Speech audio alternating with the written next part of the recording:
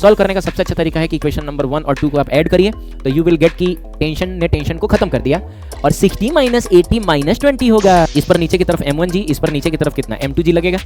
और याद है एक्सेलरेशन का यहाँ से हमने क्या देखा था, इसके लिए ड्राइविंग फोर्स कौन है, तो यहाँ जा रहा है, ऊपर जा रहा है, तो ड्राइविंग फोर्स टेंशन है माइनस अपोजिंग फोर्स 40 है इज इक्वल टू मास 4 है, एक्सेलरेशन a है। कितना टाइम लगा यार।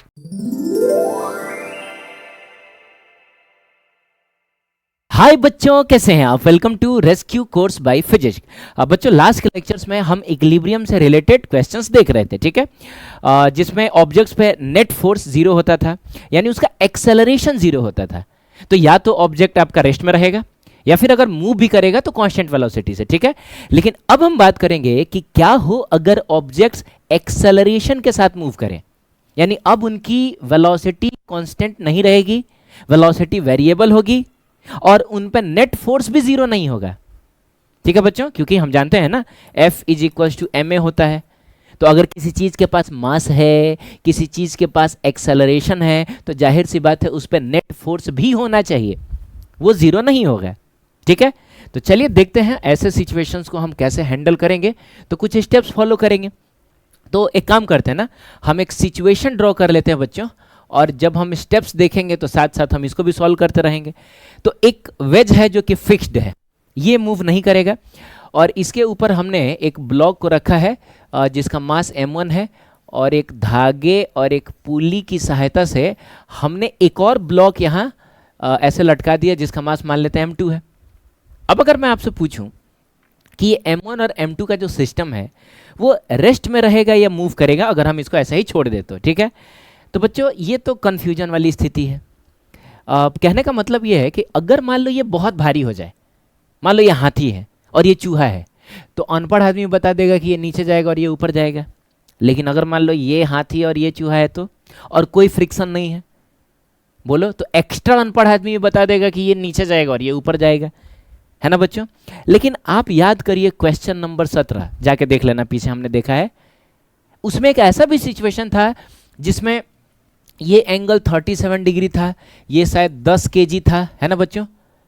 तो यहां पे जब हमने 6 kg लटकाया था बच्चों, तो ये सिस्टम रेस्ट में आ गया था। आप समझ रहे हैं, मतलब तीनों पॉसिबिलिटीज हो सकती हैं। या तो ये जो सिस्टम है वो ऐसे मूव कर सकता है, मतलब ये ऊपर जाएगा और ये नीचे आएगा, या तो ये ऐसे मूव कर सकता है, ये ऊपर ये नीचे जाएगा, या तो रेस्ट में भी रह सकता है ना बच्चों। वो सब डिपेंड करेगा कि ये एंगल कितना है, ये मास कितना है, ये मास कितना है ना। तो ये वो सिचुएशन है ना जिसमें हम एकदम देख के नहीं बता सकते कि क्या होने वाला है। हाँ, यहां पे हम बता सकते हैं बच्चों, ये वाला केस भी हम लोगों ने देखा था, आपको याद होगा। यहां पे हम बिल्कुल बता सकते हैं कि अगर ये वेज फिक्स्ड है तो बच्चों ये जो ब्लॉक होगा वो रेस्ट में ही रहेगा, क्योंकि आपने धागे से बांध के इसको रखा है ना। तो ये इक्विलिब्रियम वाला केस हो गया था। इसमें एक्सेलरेशन पॉसिबल है।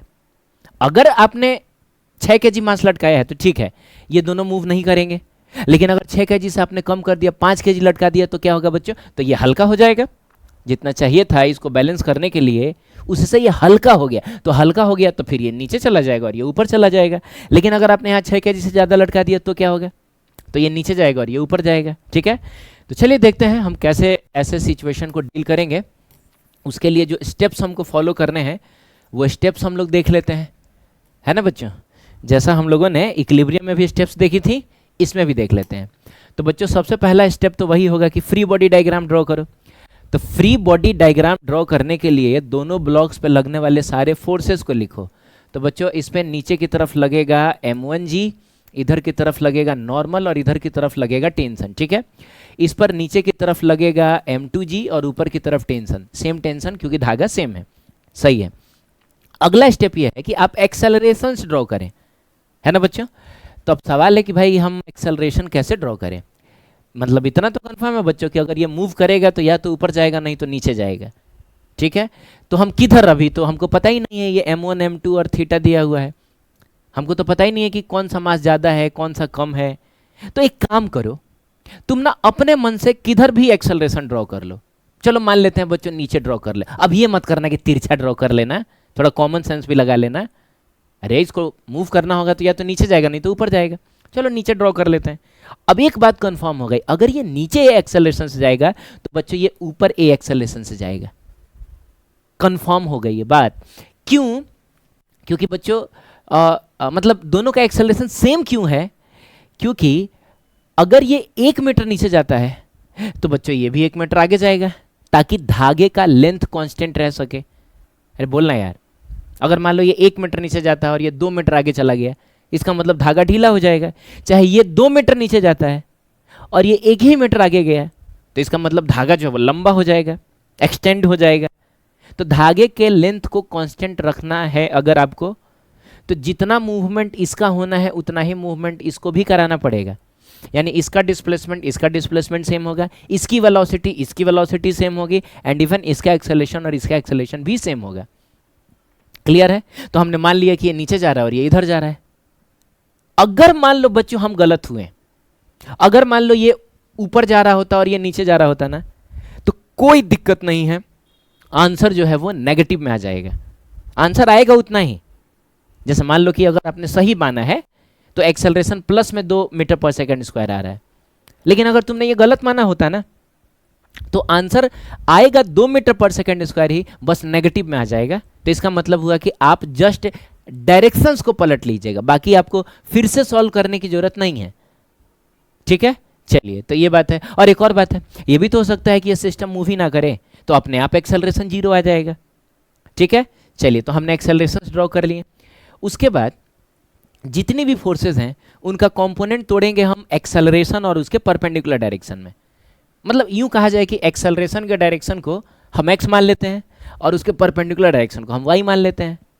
अरे बोलना बच्चों, ठीक है। तो आप बताइए कि अगर हम इस वाले ब्लॉक की बात करें तो हमको टेंशन का कंपोनेंट तोड़ने की जरूरत नहीं है, क्योंकि वो पहले से ही एक्सेलरेशन के ही अलोंग है। अरे बोलना बच्चों, एक्सेलरेशन जो है अलोंग द इंक्लाइन है और टेंशन भी अलोंग द इंक्लाइन है, तो इसका कंपोनेंट मत तोड़ो। नॉर्मल पहले से ही एक्सेलरेशन के परपेंडिकुलर है, इसका भी कंपोनेंट मत तोड़ो, लेकिन तुमको कंपोनेंट तोड़ना पड़ेगा m1g का। ठीक है, तो इसका एक कंपोनेंट तोड़ना पड़ेगा अलोंग द इंक्लाइन, क्योंकि एक्सेलरेशन जो है वो इसी डायरेक्शन में है। अरे ठीक है, मैं मानता हूं कि इधर है और इसका कंपोनेंट इधर आएगा, लेकिन लाइन तो सेम ही है ना। ठीक है, तो इसका कंपोनेंट तोड़िए। तो एक कंपोनेंट जो इधर की तरफ टूटेगा बच्चों, वो हमने रटा हुआ है, वो साइन थीटा के साथ आता है, तो ये हो जाएगा आपका m1g साइन थीटा, और एक कंपोनेंट इधर की तरफ टूटेगा, वो हो जाएगा m1g और cos थीटा। ठीक है, तो हमने mg का एक कंपोनेंट एक्सेलरेशन के अलोंग और एक कंपोनेंट एक्सेलरेशन के परपेंडिकुलर, ठीक है, तोड़ दिया। अच्छा, इसमें आपको कंपोनेंट तोड़ने की जरूरत नहीं है, क्योंकि एक्सेलरेशन भी वर्टिकल है और ये दोनों फोर्सेस भी वर्टिकल है। आड़ी तिरछी होती तब हम ड्रॉ करते हैं। ठीक है, तो ये कर लिया हमने। उसके बाद अब हम इक्वेशन लिखेंगे। ठीक है, तो बच्चों इक्वेशन ना हम देख के लिखेंगे कि जिस डायरेक्शन के लिए हम इक्वेशन लिख रहे हैं उस डायरेक्शन में इक्विलिब्रियम है या एक्सेलरेशन है। ठीक है, अगर इक्विलिब्रियम है तब तो आमने सामने वाले फोर्स को इक्वेट करेंगे, लेकिन अगर एक्सेलरेशन है, जिस भी डायरेक्शन में एक्सेलरेशन है, तो उसमें हम आमने सामने वाले फोर्स को थोड़ा ना इक्वेट करा देंगे। अगर हम आमने सामने वाले फोर्स को इक्वेट करा देंगे तब तो नेट फोर्स 0 हो जाएगा। नेट फोर्स 0 हो गया तो एक्सेलरेशन भी 0 हो जाएगा, लेकिन यहां तो एक्सेलरेशन है, तो इसीलिए हम आमने सामने वाले फोर्स को इक्वेट ना करा के हम न्यूटन सेकंड लॉ से मिलने वाला इक्वेशन लिखेंगे, net force is equal to mass into acceleration. ठीक है, और इस इक्वेशन को हम लोग कैसे लिखेंगे, तो हम लिखेंगे driving force minus opposing force is equal to mass into acceleration.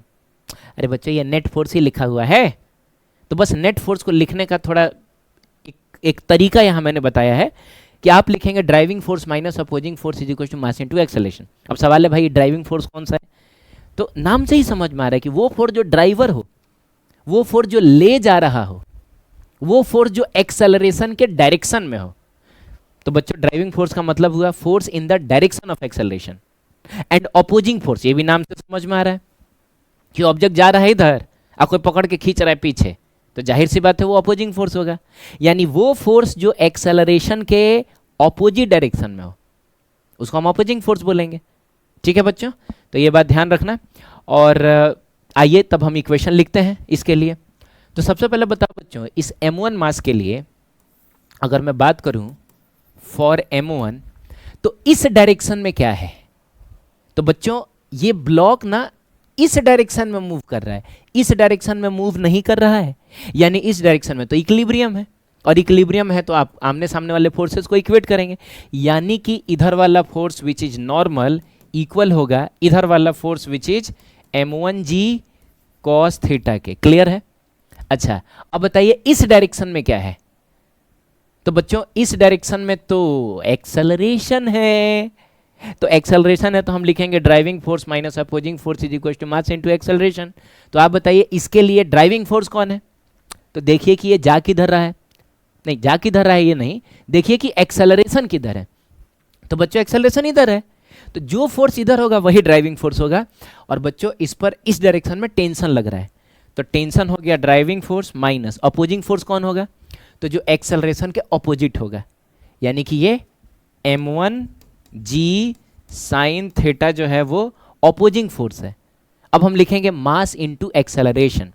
तो बच्चों इसका मास कितना है? अरे इक्वेशन इसके लिए लिख रहे हो तो मास भी इसी का लिखोगे ना। तो मास है बेचारे का m1 और एक्सेलरेशन हमने खुद माना है a। आप समझ गए? तो ये हमने इसके लिए इक्वेशन लिख लिया। अब चलिए इसके लिए इक्वेशन लिखा जाए। तो बच्चों इसके लिए इस डायरेक्शन में तो कुछ है नहीं, कोई फोर्स नहीं है, जो भी है बस इसी डायरेक्शन में। और बच्चों इस डायरेक्शन में तो एक्सेलरेशन है। तो हम क्या करेंगे, फॉर m2 अगर आपको लिखना है तो बच्चों एक्सेलरेशन है ना इस डायरेक्शन में, driving force minus opposing force is equal to mass into acceleration. तो आप बताइए इसके लिए ड्राइविंग फोर्स कौन है? तो भाई इसका एक्सेलरेशन नीचे है ना, तो जो नीचे वाला फोर्स होगा वो ड्राइविंग फोर्स होगा। तो इसके लिए ड्राइविंग फोर्स है m2g माइनस, इसके लिए अपोजिंग फोर्स टेंशन है क्योंकि वो एक्सेलरेशन के अपोजिट है, is equals to m2 into a, है ना बच्चों? फिर से देखो मैंने क्या लिखा है, driving force minus opposing force is equals to mass into acceleration. ठीक है, अब बस इन इक्वेशंस को सॉल्व करेंगे और हमको जो चाहिए होगा हमको मिल जाएगा। अब टेंशन निकालना हो, एक्सेलरेशन निकालना हो। एक बात और जो मैंने पहले बताया था मैं फिर से रिपीट कर दूं कि जब आप इसको सॉल्व करेंगे तो अगर एक्सेलरेशन बच्चों मेरे पॉजिटिव आ गया, इसका मतलब है कि आपने ये जो डायरेक्शन माना है एक्सेलरेशन का वो सही है। लेकिन अगर नेगेटिव आ गया तो घबरा मत जाना बच्चों, एक्सेलरेशन होगा उतना ही, जैसे -2 मीटर पर सेकंड आ गया ना, तो होगा 2 मीटर पर सेकंड स्क्वायर ही, लेकिन बस डायरेक्शन को पलट लेना, यानी ये नीचे नहीं ये ऊपर जा रहा होगा और ये ऊपर नहीं ये नीचे जा रहा होगा। Is it clear?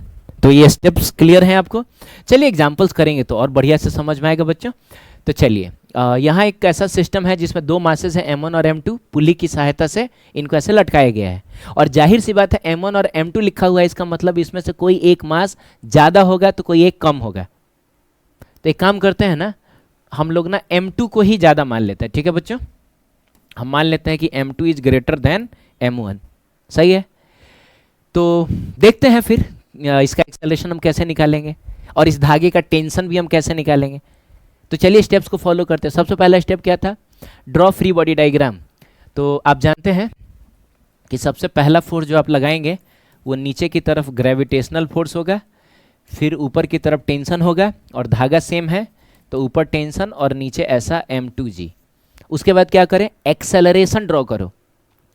तो बच्चों इसका एक्सेलरेशन कहाँ है? नीचे, और इसका एक्सेलरेशन कहाँ होगा? ऊपर, और दोनों का एक्सेलरेशन सेम होगा। क्यों? क्योंकि धागे के लेंथ को कांस्टेंट रखना है ना बच्चों? इसको 1 मीटर खींचोगे तो ये भी 1 मीटर ऊपर जाएगा, जितना मोशन इसका होगा उतना ही मोशन इसका भी होगा। ठीक है, अगला स्टेप कंपोनेंट तोड़ना। तो बच्चों यहाँ कंपोनेंट तोड़ने की जरूरत नहीं है, इसलिए क्योंकि एक्सेलरेशन वर्टिकल है और ये दोनों फोर्सेस भी वर्टिकल है। यहाँ भी एक्सेलरेशन वर्टिकल है और ये दोनों फोर्सेस भी वर्टिकल है, तो no need to resolve components. ठीक है, चलिए अब डायरेक्ट हम लोग इक्वेशन लिखेंगे दोनों के लिए। Driving force minus opposing force is equal to mass into acceleration. आप बताइए इसके लिए ड्राइविंग फोर्स कौन होगा? तो ये कहाँ जा रहा है बच्चों? ऊपर जा रहा है। अरे तो ऊपर जा रहा है तो जो फोर्स ऊपर होगा वो ड्राइविंग फोर्स होगा, यानी tension will be driving force and m1g will be opposing force. बराबर मास कितना है?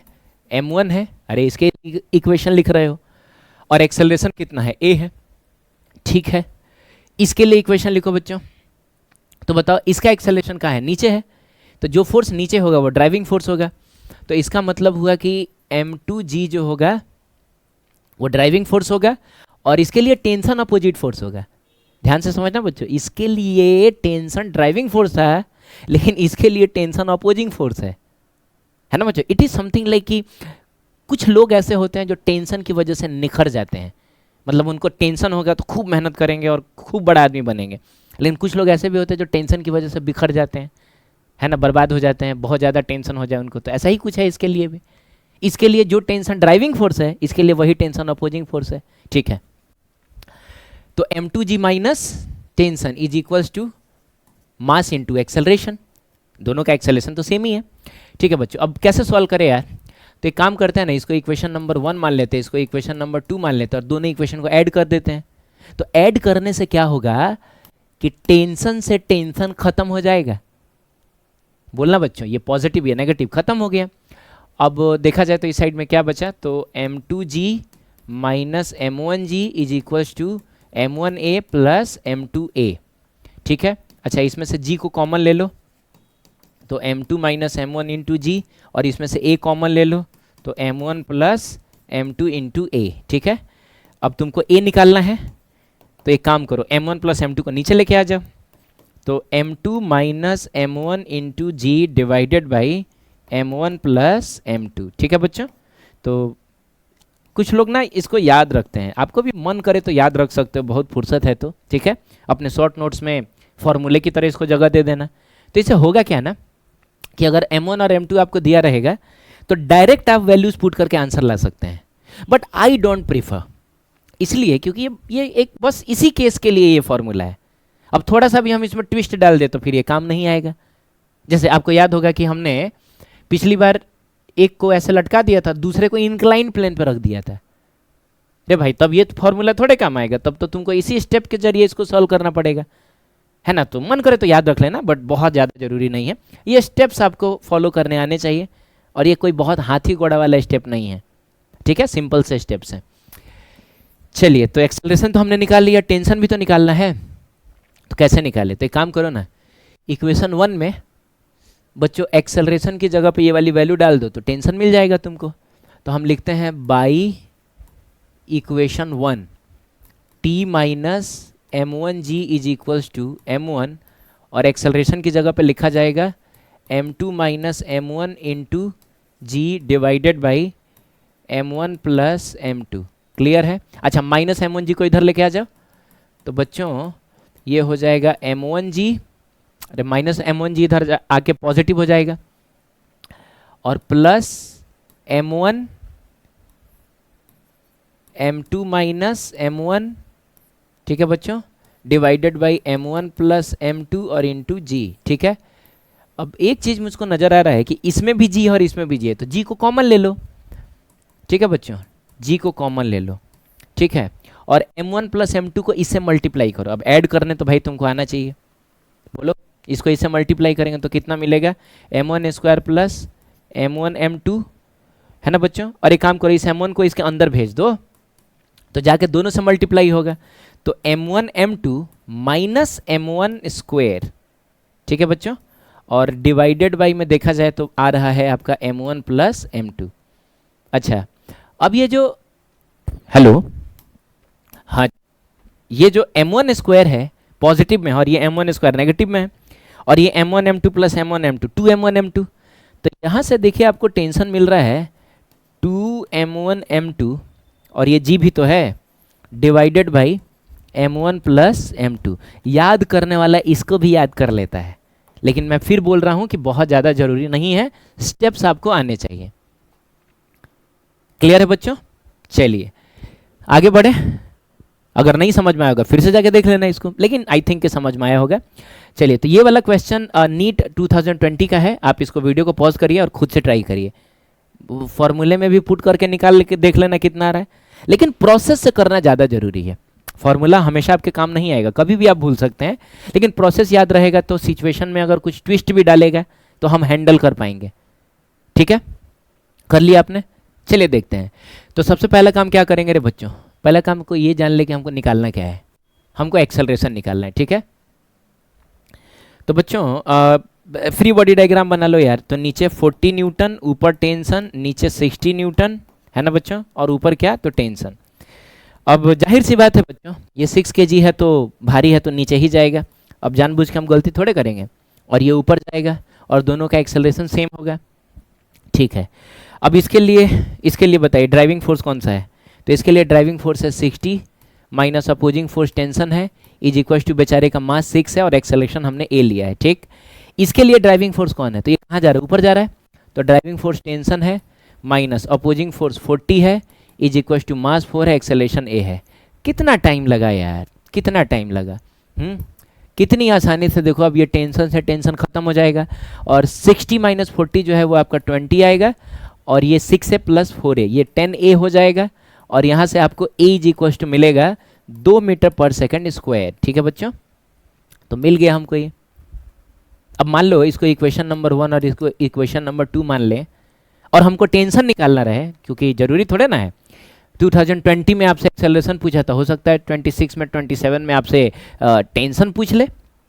तो हम क्या करेंगे, दोनों में से किसी एक इक्वेशन में आप ए की वैल्यू पुट कर दीजिए तो आपको टी मिल जाएगा। तो आइए बाई इक्वेशन 2 की बात कर लेते हैं हम लोग, जो भी मन करे उठा लेना यार।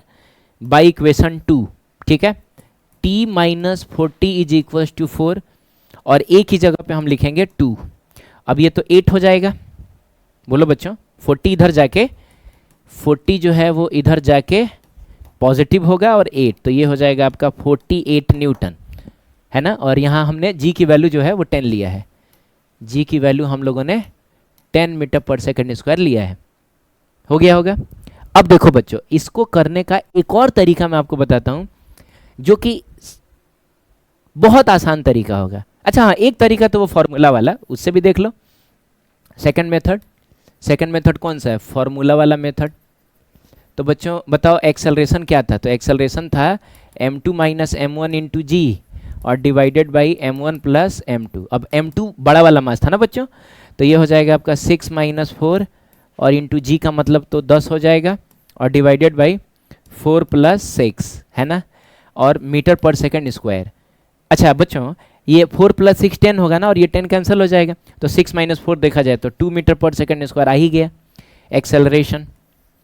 और टेंशन अगर आपसे कोई पूछेगा तो क्या करोगे, तो 2m1 m2 g divided by m1 plus m2। तो 2m1 की जगह पे 4 है, m2 की जगह पे 6 है, g की जगह 10 ले लो, डिवाइडेड बाई m1 की जगह 4 प्लस 6 ले लो। सॉल्व करो बच्चों, क्या आ रहा है, तो आई थिंक कि ये 10 और ये 10 कैंसिल हो जाएगा, तो 6 चौका 24 दूनी 48। तो बच्चों टेंशन आ गया आपका 48 न्यूटन, तो फॉर्मूले से भी आ गया। लेकिन ये बहुत अच्छा, इसको देख मुस्कुराना मत कि बड़ी आसानी से आ गया। अभी ठीक है तुमको याद है, लेकिन 10 दिन बाद पूछूंगा तो याद नहीं रहेगा ये, समझ रहे हो। और कितना रटोगे यार, बहुत फॉर्मूला है फिजिक्स में रटने के लिए। मैं आपको अब जो तरीका बता रहा हूँ वो शानदार तरीका है, इससे भी बहुत शानदार तरीका, आइए देखते हैं। और उस तरीके का नाम है बच्चों भाड़ में गया टेंशन। बच्चों सिस्टम हो या जिंदगी हो, टेंशन गया भाड़ में, ठीक है। और कैसे भाड़ में गया मैं आपको समझाता हूं। देखो क्या है ना कि इस केस में ये जो टेंशन था वो एक इंटरनल फोर्स था। क्यों इंटरनल फोर्स था, क्योंकि टेंशन के जरिए ही ये 6 kg वाला जो ब्लॉक है वो 4 kg वाले पे फोर्स लगा रहा है और 4 kg वाला 6 kg वाले पे लगा रहा है। अगर आप धागा काट देंगे तो फिर दोनों एक दूसरे पे कोई फोर्स नहीं लगा पाएगा, दोनों पे सिर्फ ग्रेविटेशनल फोर्स लगेगा। और सिस्टम के अंदर के पार्टिकल्स अगर एक दूसरे पे कोई फोर्स लगाएं तो वो इंटरनल फोर्स होता है।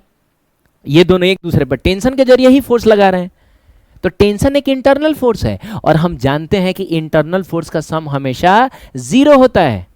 और आपने देखा भी होगा कि भले हमने सॉल्व करते समय टेंशन लिया था तो क्या है, लेकिन अल्टीमेटली ये टेंशन खत्म हो गया। तो भाई जो चीज वैसे ही कट जाने वाला है, खत्म हो जाने वाला है, उसको हम लेके क्यों चलेंगे। अरे बोलना, जैसे मान लो कहीं मारपीट होने वाला है और एक आदमी के बारे में हमको पता है कि ये जो है जैसे ही मार शुरू होगा ही भाग जाएगा, तो भाई हम उसको क्यों लेके जाएंगे, हम उसको पहले ही छोड़ देंगे। आप समझ रहे हैं। तो वही बात है कि अगर मान लो यार सॉल्यूशन के दौरान टेंशन गायब हो ही जा रहा है तो फिर हम उसको क्यों लेके चलेंगे, हम पहले ही टेंशन को गायब कर देंगे, बोलेंगे भाड़ में गया टेंशन। ठीक है, तो समझो ये कॉन्सेप्ट क्या है। तो बच्चों एक्सेलरेशन निकालने के लिए टेंशन को कंसीडर करने की जरूरत नहीं है, क्योंकि वो इंटरनल फोर्स है जिनका सम हमेशा 0 होता है। ठीक है। अब देखो बिना टेंशन का हम कैसे एक्सेलरेशन निकालेंगे। अगर सारे ब्लॉक्स के एक्सेलरेशन का मैग्नीट्यूड सेम हो, जैसे देखो बच्चों, इसका भी एक्सेलरेशन ए था और इसका भी एक्सेलरेशन ए था, दो नहीं 3-4 ब्लॉक्स भी होते हैं ना, लेकिन सबके एक्सेलरेशन का मैग्नीट्यूड अगर सेम होता है, बोलो बच्चों, सेम होता है, तो हम पूरे सिस्टम के लिए बस एक ही इक्वेशन लिख के सॉल्व कर सकते हैं। 2 इक्वेशन 3 इक्वेशन लिखने की जरूरत नहीं है, ठीक है। और इक्वेशन क्या होगा बच्चों, तो वही होगा driving force minus opposing force is equal to mass into acceleration. बस याद रखना कि ये जो driving force minus opposing force तुम ले रहे हो वो बस एक्सटर्नल फोर्स लेना है, इंटरनल फोर्स नहीं। और बच्चों यहां टेंशन इंटरनल फोर्स है, ठीक है। बाकी ग्रेविटेशनल फोर्स तो धरती लगा रहा है ना, वो तो एक्सटर्नल फोर्स है। तो इक्वेशन में हम बाबू वही लिखेंगे यार, driving force minus opposing force, बस हम एक्सटर्नल वाला फोर्स लिखेंगे। और जब हम मास लेंगे तो पूरे सिस्टम का मास लेंगे। जैसे 2 kg का यहाँ है, 4 kg का है, तो टोटल मिला के हम 6 kg लिखेंगे और इनटू एक्सेलरेशन, ठीक है। अच्छा, अब यहाँ से एक्सेलरेशन निकालना हो तो हम क्या करेंगे, हम इस मास को नीचे लेके चले जाएंगे। तो बच्चों ना, इस वाले फॉर्मूले से हम चुटकियों में एक्सेलरेशन निकाल लेंगे। कोई ये सब बच्चों, ये सब हमको ताम झाम करके एक्सेलरेशन निकालने की जरूरत नहीं है, ठीक है। चलिए देखते हैं हम कैसे निकालेंगे। सही है। एक और बात है बच्चों, कभी भी एक्सटर्नल फोर्सेस में उन फोर्सेस को कंसीडर नहीं करेंगे जो एक्सेलरेशन के परपेंडिकुलर है। ध्यान से समझना। मान लो बच्चों एक्सेलरेशन इधर है, एक्सेलरेशन जो है इधर की तरफ है, ठीक है। मान लो ऐसा वाला सिस्टम है, तो नॉर्मल फोर्स और mg जो है ना बच्चों, नॉर्मल और mg, इसको हम कंसीडर नहीं करेंगे एक्सटर्नल फोर्स में। है एक्सटर्नल फोर्स, ठीक है, मैं मानता हूं, लेकिन कंसीडर क्यों नहीं करेंगे, क्योंकि इनका कोई योगदान इस एक्सेलरेशन में नहीं है। 90 डिग्री तक आते आते ना वेक्टर का इफेक्ट खत्म हो जाता है, वेक्टर का कंपोनेंट 0 हो जाता है। तो याद रखना, हम एक्सटर्नल फोर्सेस में भी वही फोर्सेस लेंगे जो एक्सेलरेशन के लाइन के अलोंग हो। अगर वो एक्सेलरेशन के डायरेक्शन में है तो वो ड्राइविंग फोर्स बनेगा, ऑपोजिट डायरेक्शन में है तो फिर वो अपोजिंग फोर्स बनेगा, ठीक है। चलिए एग्जाम्पल से इस चीज़ को समझते हैं, और एक काम करता हूँ, पिछला वाला ही एग्जाम्पल लेते हैं। अब देखो मैं क्या करूँगा, यहाँ पे मैंने ड्रॉ किया 60 न्यूटन, यहाँ पे ड्रॉ किया मैंने 40 न्यूटन। मुझको कोई ज़रूरत नहीं है टेंशन ड्रॉ करने की। अब बताओ ये कहाँ जा रहा होगा, नीचे जा रहा होगा, ये कहाँ जा रहा होगा बच्चों, ऊपर जा रहा होगा। तो हमको एक्सेलरेशन निकालना है, तो एक्सेलरेशन कैसे निकलेगा, तो driving force minus opposing force करके और फिर मास से डिवाइड कर देना। तो बताओ इस केस में ड्राइविंग फोर्स कौन है, कौन सा फोर्स है जो इस सिस्टम को मतलब इस डायरेक्शन में मूव करा रहा है, तो जाहिर सी बात है यही फोर्स है। ऐसा समझो ना यार कि 60 न्यूटन और 40 न्यूटन लगा के 2 लोग खींच रहे हैं। भाई मेरे तो 60 न्यूटन वाला जो है वो ताकतवर है ना, तो वो ज़्यादा फोर्स लगा रही है, कम फोर्स लगा रही है, इसीलिए सिस्टम ऐसे मूव करेगा। तो कौन है ड्राइविंग फोर्स, तो 60 न्यूटन ड्राइविंग फोर्स है। बोलना बच्चों यार, क्योंकि ये एक्सेलरेशन का डायरेक्शन में है, तो अपोजिंग फोर्स है क्योंकि ये एक्सेलरेशन का अपोजिट डायरेक्शन में है। अब देखो मूजबानी कैसे निकालेंगे, 60 माइनस 40।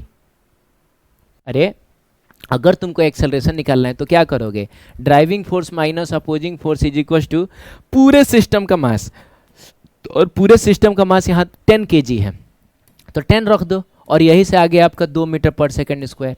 देखिए पिछली बार भी जो एक्सेलरेशन था वो 2 मीटर पर सेकेंड स्क्वायर ही आया था।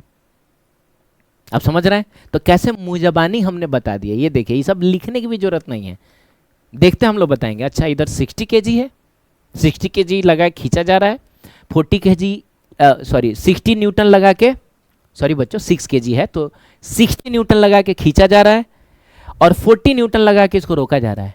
इसका मतलब नेट फोर्स यार 20 न्यूटन का आ गया, और ये सिस्टम जो है वो 10 kg का है, तो 20/10 2 metre per second square acceleration. अब रही बात कि हम टेंशन कैसे निकालें, तो अब दोनों में से किसी एक का फ्री बॉडी डायग्राम बना लीजिए। तो एक काम करते हैं, हम लोग 4 kg वाले का बनाते हैं। तो 4 kg, तो आप बताइए इस पर नीचे की तरफ क्या लग रहा है, तो नीचे लग रहा है 40 न्यूटन, ऊपर क्या लग रहा होगा टेंशन, और ये ऊपर जा रहा है किस एक्सेलरेशन से, तो ये जा रहा है 2 मीटर पर सेकेंड स्क्वायर के एक्सेलरेशन से। अब इसके लिए इक्वेशन लिख लो, driving force minus opposing force is equal to mass into acceleration. Driving force कितना है टेंशन, माइनस अपोजिंग फोर्स कितना है 40 इज इक्वल टू मास कितना है 4, और एक्सेलरेशन कितना है 2, और यहाँ से आपको टेंशन मिल जाएगा 48 न्यूटन। अच्छा इसको भी हम मुजबानी बना सकते हैं। अगर हमको पता चल गया कि ये 2 मीटर पर सेकेंड स्क्वायर के एक्सेलरेशन से ऊपर जा रहा है और हमको टेंशन निकालना, अब देखो कैसे मैं मुंह जबानी बताता हूं। 4 केजी की चीज को 2 मीटर पर सेकेंड स्क्वायर से चलने के लिए कितना फोर्स चाहिए? तो F is equal to M into A, यानी 8 न्यूटन फोर्स चाहिए। अब नीचे लग रहा है 40, तो ऊपर कितना लगा दिया जाए कि नेट फोर्स ऊपर की तरफ 8 आ जाए? अरे बच्चों, तो 48 ही लगाओगे ना, 48 लगाओगे तब ना 48 में से 40 घटेगा और नेट फोर्स 8 न्यूटन आ जाएगा। अरे बोलना यार, फिर से समझो। 4 केजी की चीज को हमने एक्सेलरेशन निकाला ना 2 metre per second square, 2 metre per second square चलने के लिए कितना चाहिए? तो F is equal to M into A, mass है 4 केजी और acceleration 2 metre per second square, यानी 8 न्यूटन चाहिए। तो ऊपर, नीचे पहले से 40 है, ऊपर कितना लगे कि नेट 8 आ जाए? तो बच्चों 48 लगेगा। इवन हम चाहे तो इसको भी देख सकते हैं। कैसे? तो 6 केजी की चीज को 2 मीटर पर सेकेंड स्क्वायर से चलने के लिए कितना फोर्स चाहिए? तो 6 केजी की चीज 2 मीटर पर सेकेंड स्क्वायर, यानी नेट फोर्स होना चाहिए, मास इंटू एक्सेलरेशन करोगे तो 12 न्यूटन। तो नीचे की तरफ हमको 12 चाहिए। अरे यार, लेकिन नीचे की तरफ तो 60 है, यानी ऊपर कितना हो कि नेट फोर्स 12 आ जाए, है ना बच्चों? तो 48, तब ना 60 में से 48 घटाओगे तो 12 आएगा। तो आप चाहे तो मुझे बता सकते हैं, ठीक है। चलिए बच्चों, हाँ ये एक क्वेश्चन है जेईई मेन 2024 का, जल्दी से ट्राई करो बच्चों। हो गया, देखते हैं। A light string passing over a smooth light fixed pulley connected to blocks of masses m1 and m2, दिख रहा है हमको। If the acceleration of system is g/8, अच्छा, मतलब इस सिस्टम का जो एक्सेलरेशन है वो g/8 है, यानी इसी में से कोई एक ब्लॉक ऊपर जा रहा होगा, कोई नीचे जा रहा होगा g/8 से। Then the ratio of the masses, यानी कि आपको m1/m2 निकालना है, ठीक है ना बच्चों। अब कौन भारी है कौन हल्का, ही तो हमको पता ही नहीं है, तो किसी को भी भारी हल्का मान सकते हो, आंसर आ जाएगा। क्योंकि देखो ना, सब रेशियो डिफरेंट है, 8:1 है, 7:9 है, 4:3 है। तो अगर मान लो तुमने निकाला और 8:1 ना के 1:8 आ गया, अरे भाई तब भी आंसर यही होगा ना, क्योंकि तुम जो m1 m2 को भारी मान रहे हो, ये m1 को भारी मान रहा है। लेकिन हाँ एक चीज़ है बच्चों, हम हर ऑप्शन में देखें तो पहला वाला जो है ना वो ज़्यादा दिख रहा है आपको, ठीक है। इसका मतलब कहीं ना कहीं ये m1 ही भारी होगा। तो m1 को नीचे भेज दो, कैसे बताओ? m1 को नीचे भेज दो g/8 से, और इस m2 को ऊपर भेज दो g/8 से, ठीक है। अब इक्वेशन लिखते हैं। तो बच्चों बात सिर्फ एक्सेलरेशन की हो रही है ना, तो टेंशन ड्रॉ करने की जरूरत नहीं है। इस पर नीचे की तरफ m1g, इस पर नीचे की तरफ कितना m2g लगेगा। और याद है एक्सेलरेशन का यहाँ से हमने क्या देखा था, डायरेक्ट लिख सकते हैं पूरे सिस्टम के लिए। दोनों के लिए बच्चों अलग अलग इक्वेशन लिखने की जरूरत नहीं है। आप एक ही इक्वेशन से ये जो एक्सेलरेशन g/8 आया है वो निकाल सकते हैं आप। तो कैसे निकलेगा? तो बच्चों एक्सेलरेशन इज इक्वल टू होता है driving force minus opposing force, कौन सा वाला? एक्सटर्नल वाला, divided by total mass of the system. तो आप बताइए, एक्सटर्नल फोर्स में इन ब्लॉक्स पे बस वही ग्रेविटेशनल फोर्स लग रहा है, तो इसमें ड्राइविंग फोर्स कौन है? तो वो फोर्स जो एक्सेलरेशन का डायरेक्शन में होगा वो ड्राइविंग फोर्स होगा। तो जाहिर सी बात है यही वाला फोर्स देखो एक्सेलरेशन का डायरेक्शन में है, तो हम लिखेंगे m1g माइनस ये वाला जो फोर्स है ये अपोजिंग फोर्स है। कैसे? तो एक्सेलरेशन है ऊपर और ये फोर्स लग रहा है नीचे, इसका मतलब हुआ कि ये माइनस में जाएगा, driving force minus opposing force, divided by total mass of the system which is कितना बच्चों? तो m1 प्लस m2। चलो ठीक है, अब ध्यान से देखें तो बच्चों ये g और g कॉमन होकर g को काट देगा, है ना, और क्रॉस मल्टीप्लाई करिए तो इसको इधर भेजिए, तो ये हो जाएगा 8, सॉरी बच्चों 8 कहाँ से आ जाएगा, ये इधर जाएगा तो सिर्फ m1 प्लस m2 रहेगा, और ये इधर जाएगा तो क्या बनेगा? 8m1 माइनस 8m2, ठीक है। अब सब m1 को एक साइड करो, m2 को एक साइड करो। तो एक काम करो, इस m2 को इधर ले जाओ, m1 को इधर ले जाओ, तो 8m2 जब इधर जाएगा और पहले से एक m2 पड़ा है तो ये 9m2 होगा, और m1 आके इसको इसमें से सब्ट्रैक्ट हो जाएगा, तो बच्चों ये 7m1 हो जाएगा, है ना। और हमको निकालना क्या है? आप m1/m2 निकालिए, चाहे m2/m1 निकालिए, इतना तो कन्फर्म है 9 और 7 ही रहेगा, तो यानी यही वाला आएगा। तो चलिए हम लोग निकाल लेते हैं m1/m2। तो बच्चों m1/m2 कितना होगा? है ना, m1/m2 करना है तो 7 को नीचे लेके जाओ, यानी 9/7। हाँ तो एग्जैक्टली सेम आ गया, क्योंकि हमने मतलब सिचुएशन को एनालाइज करके पहले ही इसको भारी मान लिया था, है ना बच्चों। तो अगर आप उल्टा भी करते तो यही आता ना कि 7/9 आ जाता, तभी ऑप्शन तो यही सही रहता है। ठीक है, चलिए ये वाला क्वेश्चन ट्राई करो बच्चे जल्दी। वीडियो पॉज करके कर लिया, एकदम कर लेना प्लीज यार, कर लेना। खुद से अगर नहीं करोगे कोई फायदा नहीं होगा, मैं किसी भी लेवल का क्वेश्चन क्यों ना करा दूं, तुमसे सिंपल क्वेश्चंस नहीं होंगे। ठीक है, तो ट्राई करो, हार मान लेना एकदम कि हाँ अब नहीं बनेगा, तब तुम फिर इधर आना। ठीक है, चलो बच्चों, तो क्या करें, क्या क्या निकालना है, तो सब कुछ निकालना है, टेंशन निकालना है, यहाँ का नॉर्मल निकालना है और एक्सेलरेशंस निकालने हैं। तो यार फ्री बॉडी डायग्राम बनाओ जल्दी से। नीचे की तरफ 100 न्यूटन, ऊपर की तरफ टेंशन, इधर की तरफ टेंशन, ऊपर की तरफ नॉर्मल, नीचे की तरफ 50 न्यूटन। अरे बोलना यार, अगला काम क्या होता है, तो एक्सेलरेशन ड्रॉ करें। तो यार बच्चों कंफर्म है कि ये नीचे ही जाएगा, कोई स्कोप नहीं है इसके ऊपर जाने का। महा अनपढ़ आदमी से भी पूछोगे तो बोलेगा ये नीचे जाएगा। ठीक है, चलिए ये नीचे जाएगा तो ये भाई इधर जाएगा, और दोनों ये एक्सेलरेशन से ही जाएगा, क्योंकि धागे के लेंथ को कांस्टेंट रखना है, जितना तुम इसको खींचोगे नीचे उतना ही ये जाएगा इधर। सही है, अब क्या करा जाए, सबके लिए इक्वेशंस लिखे जाए। तो बात करेंगे सबसे पहले हम फॉर 5 kg ब्लॉक, है ना बच्चों। तो 5 kg वाले ब्लॉक पे देखा जाए तो इस डायरेक्शन में भी फोर्स है और इस डायरेक्शन में भी फोर्स है, तो दोनों डायरेक्शन के लिए आप इक्वेशन लिखेंगे। आप बताइए इस डायरेक्शन में क्या है, क्या इस डायरेक्शन में ब्लॉक मूव कर रहा है, ऊपर जा रहा है, नीचे जा रहा है, नहीं, इस डायरेक्शन में तो इक्विलिब्रियम है। इसका मतलब ऊपर वाला फोर्स बराबर नीचे वाला फोर्स, इसका मतलब normal is equals to 50 newton. और ये तो देख के बता देते यार, अरे इसको मूव करना भी है तो वो अपना इधर करेगा, यानी इस डायरेक्शन वाले फोर्स से तो जस्ट एक दूसरे को बैलेंस करेंगे। तो 5 kg के ऑब्जेक्ट को बैलेंस करने के लिए 50 न्यूटन का फोर्स है ये। ठीक है, हाँ अब इस डायरेक्शन में आते हैं, तो इस डायरेक्शन में तो भाई एक्सेलरेशन है, तो हम इक्वेशन लिखेंगे driving force minus opposing force is equal to mass into acceleration. आप बताइए इसके लिए ड्राइविंग फोर्स कौन सा है, तो बच्चों ड्राइविंग फोर्स टेंशन है, माइनस अपोजिंग फोर्स। अरे बच्चों तो इधर कोई फोर्स है क्या, इधर एक्सेलरेशन के अपोजिट कोई फोर्स है क्या, कोई फोर्स नहीं है, तो अपोजिंग फोर्स लिखने की जरूरत नहीं है, अब 0 लिख दीजिए। इज इक्वल टू मास बेचारे का 5 और एक्सेलरेशन ए है इक्वेशन नंबर, आप इसको 1 बोल दीजिए। आइए अब हम इसके लिए इक्वेशन लिखते हैं, यानी I am talking about for 10 kg block, 10 kg block के लिए ड्राइविंग फोर्स कौन सा है, तो इसका एक्सेलरेशन नीचे है तो नीचे वाला फोर्स ड्राइविंग फोर्स होगा, यानी 100 ड्राइविंग फोर्स होगा, माइनस अपोजिंग फोर्स टेंशन होगा, बेचारे का मास 10 है और एक्सेलरेशन तो हमने यही लिया इक्वेशन नंबर 2 कह के, और फिर दोनों इक्वेशंस को आप ऐड कर दीजिए, 1 + 2 कर दीजिए। तो जब आप ऐसा करेंगे तो यू विल फाइंड कि यहाँ टेंशन नेगेटिव है, यहाँ टेंशन पॉजिटिव है।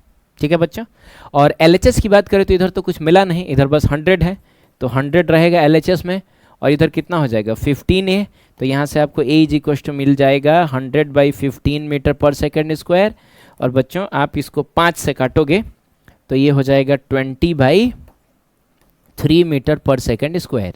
ठीक है, और रही बात बच्चों मेरे टेंशन की, टेंशन का टेंशन हो गया आपको क्या, तो कि दोनों में से किसी एक इक्वेशन में आप एक ही जगह पे वैल्यू पुट कर दीजिए। मैं तो कहता हूँ पहला ही नंबर इक्वेशन सही है, तो हम लोग लिख देंगे by equation 1 t is equals to 5, और बच्चों एक ही जगह पे कितना लिखोगे तो 20/3 हो जाएगा,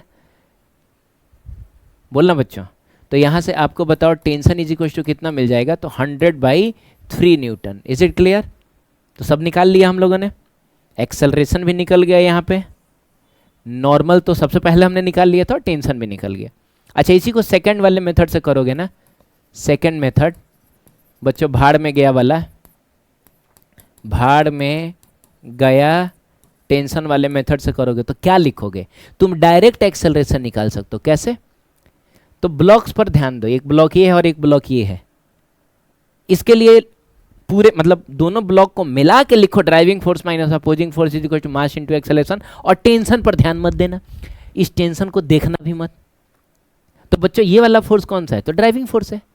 क्या बोलते हो यार, एक्सेलरेशन का डायरेक्शन में है तो लिखोगे 100, और टेंशन को तो देखना नहीं है। अपोजिंग फोर्स कौन सा है, तो बच्चों अपोजिंग फोर्स कोई है ही नहीं, क्योंकि ये जो नॉर्मल है वो तो एक्सेलरेशन के परपेंडिकुलर है, ये तो अपोज करेगा नहीं, और मैंने बोला था अरे बच्चों, अरे भाई, यहाँ बोला था कि एक्सटर्नल फोर्सेस में उन फोर्सेस को कंसीडर नहीं करेंगे जो एक्सेलरेशन के परपेंडिकुलर हो, क्योंकि वो एक्सेलरेशन पर कोई इफेक्ट नहीं डालेंगे। तो बच्चों ये नॉर्मल इस इक्वेशन का हिस्सा नहीं बनेगा, ये mg भी नहीं बनेगा, और टेंशन को तो ऐसे ही छोड़ देना है हमको। तो कहने का मतलब है कोई अपोजिंग फोर्स नहीं है। हाँ, अगर फ्रिक्शन होता ना रे बच्चों, फ्रिक्शन होता ना, तो वो अपोजिंग फोर्स हो जाता। तो बस हो गया, कुछ नहीं, 100 और डिवाइडेड है। बताइए टोटल सिस्टम का मास कितना है, तो 15 kg है, तो आप 15 लिखेंगे और मीटर पर सेकंड स्क्वायर कर लेना, तो यहाँ से हो जाएगा 10/3 मीटर पर सेकंड स्क्वायर, सॉरी बच्चों 20/3 मीटर पर सेकंड स्क्वायर। तो देख रहे हो कहाँ एक के लाइन में आंसर आ गया, एक लाइन में ही ये आंसर आ गया। आप समझ रहे हैं, देखिए ना, खींचने वाला 100 न्यूटन और रोकने वाला कोई है ही नहीं। अरे नॉर्मल और mg थोड़ा ना रोकेगा, तो बस हो गया, एक ही फोर्स ही लग रहा है 100 न्यूटन का। तो 100 न्यूटन का फोर्स लग रहा है, तो 15 kg के ब्लॉक पे कितना एक्सेलरेशन आएगा, तो acceleration is equal to force upon mass. ठीक है, चलो तुम तो ऐसे भी कर लेना अगर इसमें दिक्कत हो रहा हो तो। चलो बच्चों इसको जल्दी करो, तो ट्राई करो वीडियो पॉज करके, सब कुछ बताना है, नॉर्मल, टेंशन, एक्सेलरेशन सब बताना है। कर लिया ईमानदारी से, बिल्कुल बोलो। चलो ठीक है, देखते हैं क्या करें बच्चों, क्या करें। तो सबसे पहला एक काम ये करिए कि फ्री बॉडी डायग्राम बनाइए। तो आप बताइए जल्दी, नीचे की तरफ कितना, तो 100, इधर की तरफ कितना, तो कुछ n1, इधर की तरफ कितना, तो कुछ टेंशन। इसमें बताइए नीचे की तरफ कितना, तो 100, इधर की तरफ कितना, तो कुछ n2, और इधर की तरफ टेंशन। अब चूंकि धागा सेम है तो टेंशन सेम रहेगा। अब एक्सेलरेशन ड्रॉ करा जाए, तो भाई कौन किधर जाएगा। अच्छा देख के तो ऐसा लग रहा है कि ये भी 10 kg है, ये भी 10 kg है, तो कहीं नहीं जाएगा, लेकिन ऐसा नहीं है। एक का स्लोप ज़्यादा है, एक को ज़्यादा बेचैनी है नीचे जाने की, एक का स्लोप कम है, थोड़ा कम बेचैनी है नीचे जाने की। तो भले मास दोनों का सेम है तो क्या है, लेकिन एक को बेचैनी थोड़ा ज़्यादा है, एक को बेचैनी थोड़ा कम है, तो हो सकता है मूव कर जाए। अच्छा, हो सकता है ना भी करे। अरे भाई, तो नहीं करेगा ना, तो अपने आप सॉल्व करोगे तो एक्सेलरेशन 0 आ जाएगा। लेकिन तुम मान के चलो कि ये मूव कर रहा है, तो किसको किधर भेजा जाए। तो मेरा दिल तो कहता है भाई कि इसको नीचे भेजना चाहिए, इसको ऊपर भेजना चाहिए, क्योंकि इसको बेचैनी ज़्यादा है। आप समझ रहे हैं, इसका स्लोप ज़्यादा। आप यहाँ अगर वो जो होता है ना ऐसे इंक्लाइन प्लेन जिसमें हम लोग स्लिप करते हैं, आप यहाँ रहेंगे और आप यहाँ रहेंगे, तो कब ज़्यादा तेज़ी से आप गिरेंगे, यहाँ पे ज़्यादा तेज़ी से गिरेंगे, है ना। तो मिला जुला के देखा जाए बच्चों, तो इसको नीचे, इसको ऊपर जाना चाहिए। लेकिन काम करता हूँ मैं ना, जानबूझ के गलती करता हूँ, देखता हूँ क्या होता है इससे। तो बच्चों एक काम करते हैं, इसको हम लोग इधर भेज देते हैं और इसको भेज देते हैं ऊपर। और एक चीज़ तो कंफर्म हो गया कि दोनों का एक्सेलरेशन जरूर सेम होगा, क्योंकि जितना आप इसको इधर खींचेंगे उतना ही ये ऊपर जाएगा। चलिए एक्सेलरेशन भी ड्रॉ कर लिया हमने। अब कंपोनेंट तोड़ना है, सारे फोर्सेस का कंपोनेंट तोड़ेंगे एक्सेलरेशन और उसके परपेंडिकुलर डायरेक्शन में। तो बच्चों इसका जो एक्सेलरेशन है वो अलोंग द इंक्लाइन है, तो हम सारे फोर्सेस का component along the incline and perpendicular to the incline तोड़ेंगे। तो ये बेचारा पहले से ही अलोंग द इंक्लाइन पड़ा हुआ है टेंशन, ये बेचारा पहले से ही परपेंडिकुलर पड़ा हुआ है नॉर्मल, यानी mg का ही कंपोनेंट तोड़ना पड़ेगा, और हमेशा से हम तोड़ते आए हैं। तो बच्चों mg का जो कंपोनेंट टूटेगा इधर, वो क्या होगा बच्चों, तो वो हो जाएगा आपका 100 sin 37, ये तो हमने रटा हुआ है। और बच्चों sin 37 की वैल्यू होती है 3/5। तुम ना अपना आराम से लिख के देख लेना यार, 3 4 5, ये होता है 37 और ये होता है 53, ठीक है। तो 3/5 होता है, 3/5 करोगे तो ये आ जाएगा 60 न्यूटन। सिमिलरली mg का जो कंपोनेंट इधर टूटता है वो होता है बच्चों mg और cos थीटा, यानी cos 37 डिग्री, है ना बच्चों। अच्छा mg की जगह पे 100 लिख दो, अरे mg की जगह पे 100 लिख दो, क्योंकि वो तो हमने निकाल ही लिया है पहले। अब cos 37 ना बच्चों 4/5 होगा, और 4/5 लिखोगे तो ये हो जाएगा 80 न्यूटन। आप समझ रहे हैं, मतलब mg का इधर वाला कंपोनेंट 60 न्यूटन आया और इधर वाला कंपोनेंट 80 न्यूटन आया। चलिए सिमिलरली इसमें भी देख लेते हैं। तो इसका भी एक्सेलरेशन जो है रे बच्चों अलोंग द इंक्लाइन ही है, तो हम सारे फोर्सेस का कंपोनेंट तोड़ेंगे अलोंग द इंक्लाइन और परपेंडिकुलर टू इंक्लाइन। तो फिर से टेंशन और नॉर्मल का कंपोनेंट तोड़ने की जरूरत नहीं है, कंपोनेंट टूटेगा एक बार फिर से किसका बच्चों, तो कंपोनेंट टूटेगा एक बार फिर से mg का ही। तो इधर की तरफ जो टूटेगा वो हो जाएगा 100 और sine 53 degree along the incline mg sine theta होता है, लेकिन थीटा 53 डिग्री है। और बच्चों साइन 53 डिग्री की वैल्यू जो होगी ना वो 4/5 होगी, तो ये आ जाएगा आपका 80 न्यूटन। वो करके देख लेना, ठीक है। और इधर की तरफ जो टूटेगा वो क्या आएगा, तो बच्चों ये जो टूटेगा ये आ जाएगा 100 cos 53 डिग्री, और cos 53 डिग्री होता है 3/5, तो ये हो जाएगा आपका 60 न्यूटन। हो गया। अब बस इक्वेशंस लिखिए, है ना बच्चों, इक्वेशंस लिखिए। तो पहले हम बात करेंगे इसके लिए, चलो ना एक काम करते हैं, इसको नाम दे देते हैं हम ब्लॉक नंबर ए, इसको नाम दे देते हैं ब्लॉक नंबर बी। तो बात करेंगे हम फॉर ब्लॉक ए, फॉर किसके लिए, ए के लिए।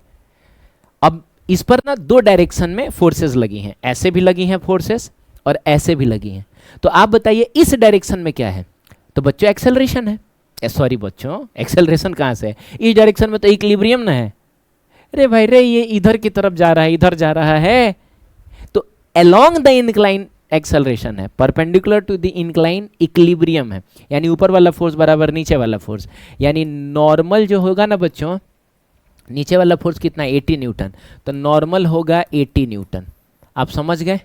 चलिए अब इस डायरेक्शन में क्या किया जाए, तो एक्सेलरेशन है, तो driving force minus opposing force is equal to mass into acceleration.